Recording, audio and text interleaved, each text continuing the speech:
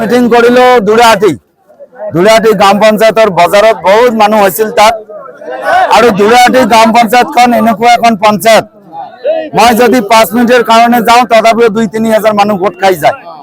এই পঞ্চায়তখনৰ পৰা মই প্ৰতি বছৰে হাইয়েষ্ট ভোট লাভ কৰোঁ। এবাৰ যিখিনি ভোট পাম ইভিএম এতিয়া ঠিক থাকিলে হল, গোটেইখিনি দাবি যাব। ধুবুৰী সমষ্টিৰ সন্মানীয় ভোটাৰ ৰাইজ, মই তেখেতসকলৰ ডেভেলপমেণ্ট কৰিম বুলি প্ৰতিশ্ৰুতি দিছো, কৰি আছো।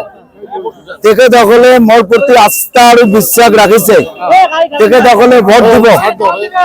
আৰু সেকেন্ড মিটিং কৰিলো গাছপৰা, তদ্ৰুপ গাছপৰা পঞ্চায়তখনে বহুত মানুহ ভোট খাইছে। আমি এইবিলাক কথা ৰাইজক কলো।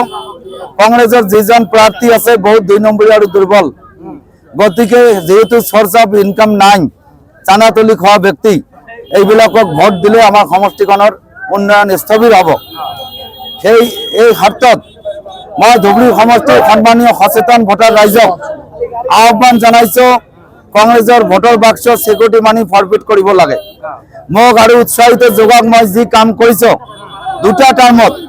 দুটা টাৰ্মৰ কাম এবাৰ মই এটা টাৰ্মত কৰি দেখুৱাম।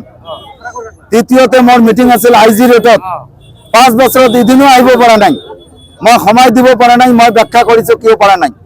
তাৰ পিছতো ইমান পাব্লিক স্বতঃস্ফূৰ্তভাৱে মহিলা, আলেম, বৃদ্ধ, যুৱ বন্ধুসকল যি মোৰ দলক আৰু মোক সমৰ্থন জনাইছে, সঁচাকৈয়ে মই আন্তৰিকভাৱে তেখেতসকলক ধন্যবাদ জনাইছো, কৃতজ্ঞতা জনাইছো। এইবাৰ আৰু ডিউটি দায়িত্ব কৰ্তব্য মোৰ 100 গুণ বেছি হল। এইবাৰ মোৰ সমষ্টিত আৰু দ্বিগুণ কাম কৰিম।